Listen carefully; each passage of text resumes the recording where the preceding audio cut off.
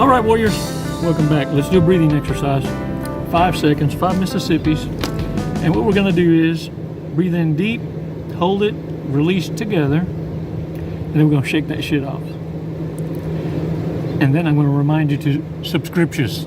For those of you new to the channel, the reason we do this is as a loop interrupter, clear our minds, so we can have a laughable moment, and we can pay attention to, so we can have some puzzle pieces to fill in where rumination is. We're able to put in some facts, we're able to put in common denominators, and instead of acting like we're going to forget about it, we're going to be able to recategorize it as a lesson learned. And therefore, instead of being emotionally triggered, what you're going to do is logically respond. Can I get a what? Let's do this together, come on. It's not going to take but 5 seconds, and 5 seconds when being provoked by a narcissist could be the 5 seconds that saves your life. It could be the delay where the narcissist gets impatient with you and changes their mind. What? Holy shit, some of y'all dodged a bullet.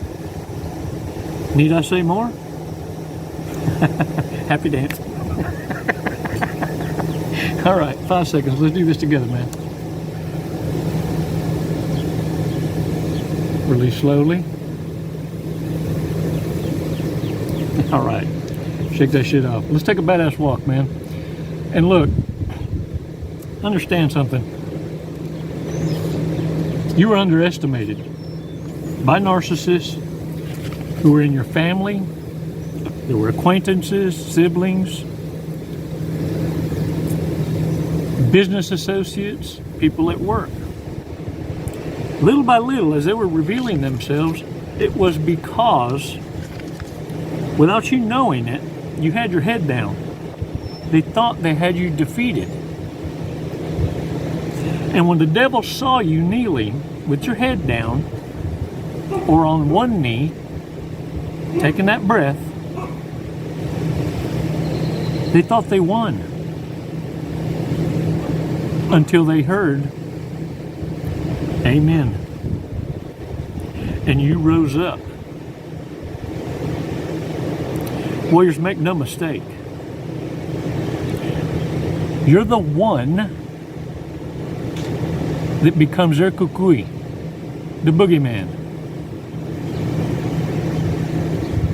They fear waking up the warrior that knows how to retaliate intelligently or strategize in such a way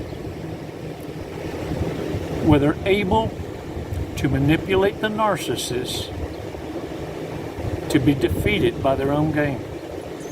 Many of you took down an entire fucking network not even knowing the playbook existed. Can you imagine now being an educated warrior? Oh. In their eyes, hell is coming. You are karma.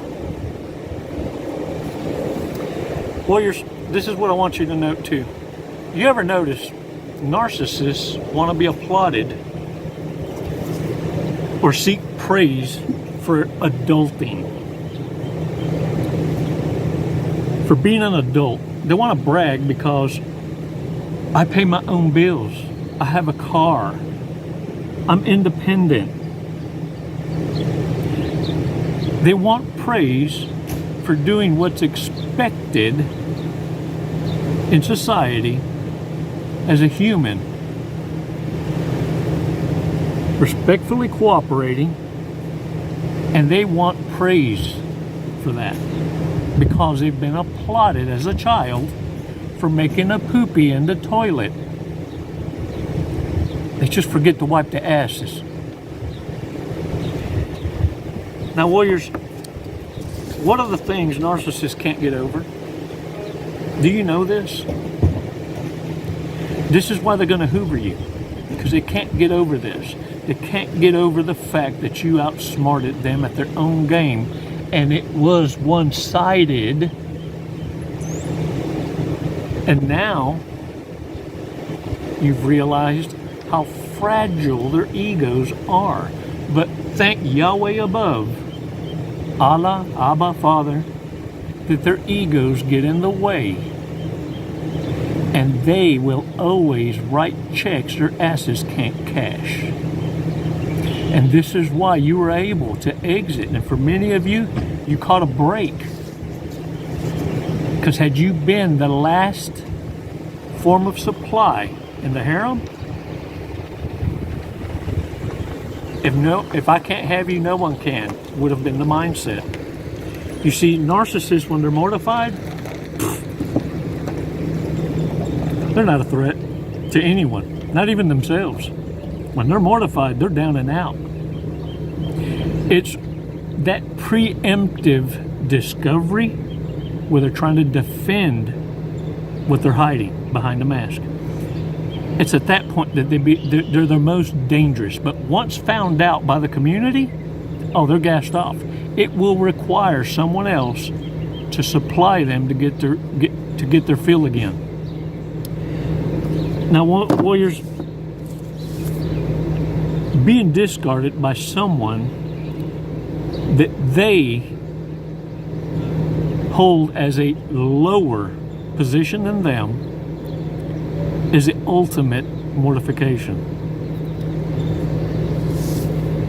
The absolute rejection alone is an ego death unlike no other, because in their mind and to everyone else that they smeared you with, they led everyone to believe that without you, you cannot make it.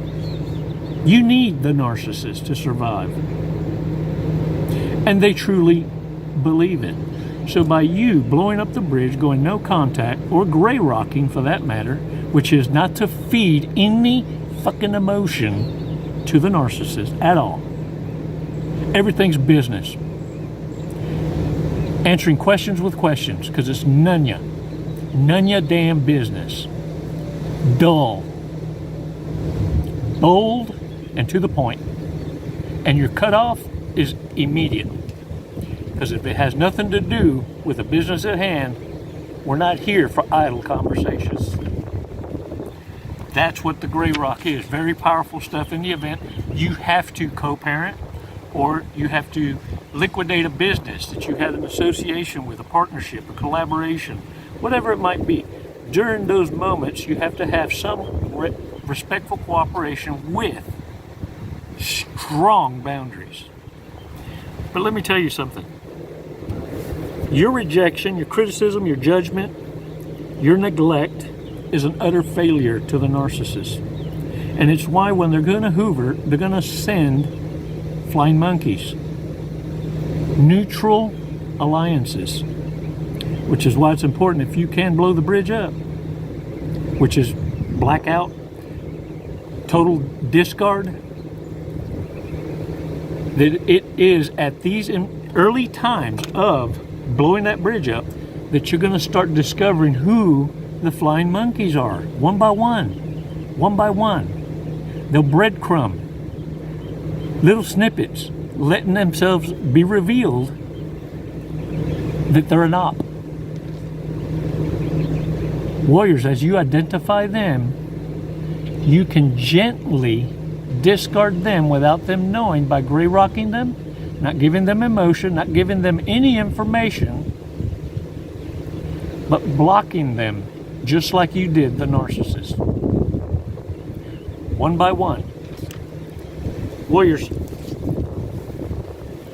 the reason for the hoover is going to be because they failed to secure their next supply.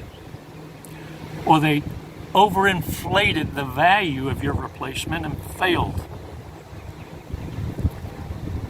90% of the time, though, the narcissists were triangulating you with dumpster divers.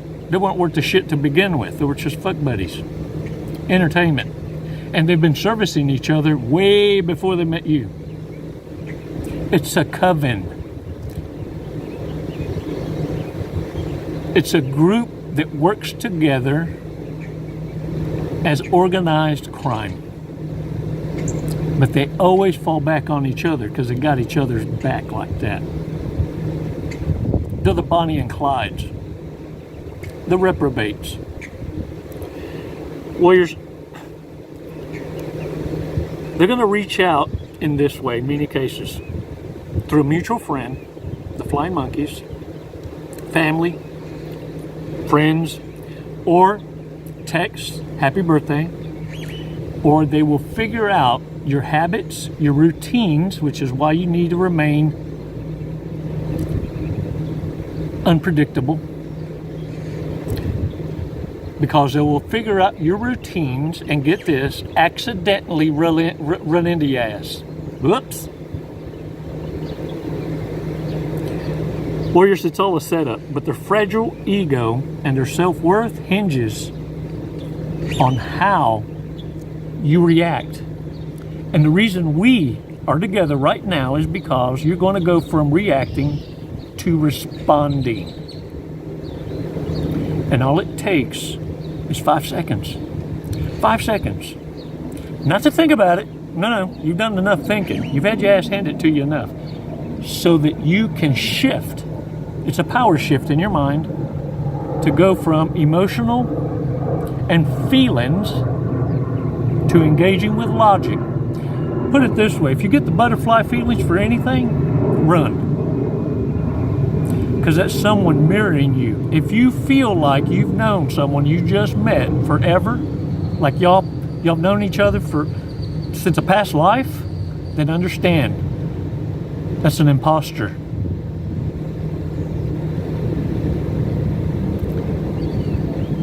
That's your twin imposter.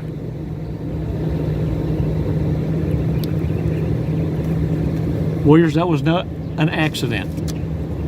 And look, pay attention. If you were a bit mentally challenged or had this mental disorder, because it's not an illness can be fixed. A disorder,